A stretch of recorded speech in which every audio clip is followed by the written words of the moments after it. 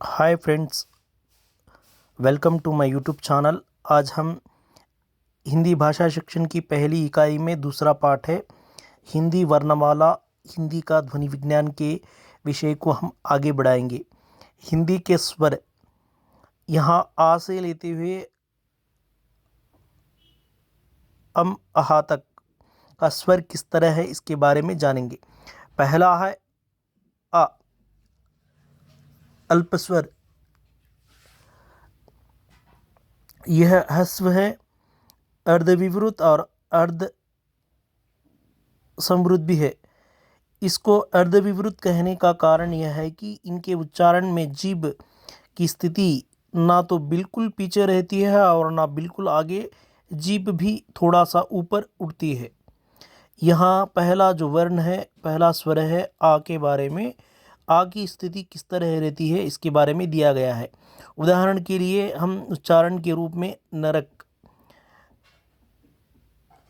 नरक शब्द है, उसमें का अंत में आ का उच्चारण होता है। दूसरा आ, यह दीर्घ है, विवृत है, पच्च स्वर है। इसे विवृत कहा जाता है क्योंकि इसके उच्चारण में जीभ बिल्कुल पीछे रहती है और मुख द्वार खुल जाता है।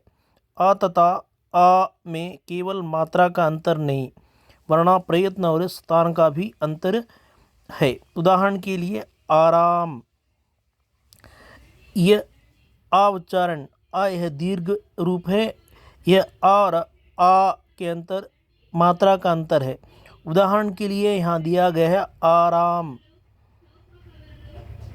उसी तरह तीसरा ई, यह ह्रस्व है, अग्रस्वर है। इसके उच्चारण में जीभ का स्थान कुछ नीचा नहीं है, नीच तथा बीच की ओर झुका रहता है। ओष्ठ ढीले होकर फैले रहते हैं। इमली, इमली का अर्थ है टैमरिंड, चिंतपंडू तेलुगु में। उसी तरह दीर्घ स्वर ई, यह अग्रस्वर है। इसके उच्चारण में भी जीभ का अग्रभाग ऊपर उठता है, ऊपर कठोर तालु के बहुत समीप पहुंच जाता है और होस्ट फैले रहते हैं। होस्ट का अर्थ है लिप्स, होठ। ईमान, उ, यह ह्रस्व है, पश्च वृत्ताकार स्वर है।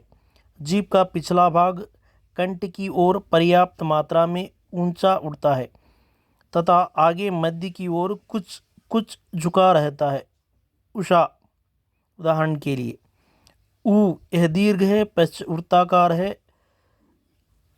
वृत्ताकार स्वर है। इसके उच्चारण में ओष्ठ काफी बंद तथा गोल हो जाते हैं। इस तरह स्वर है। यहाँ उच्चारण हमारे शरीर के कंठ और होठ, सर का भाग है, उसमें उच्चारण के यंत्र रहते हैं। उसी के अनुसार यहाँ समृद्ध, विवृत और अर्धविवृत, अर्धसमृद्ध के बारे में कौन सा वर्ण किस तरह आगे बढ़ता है दिया गया है। Thank you friends, like me, share me, subscribe me.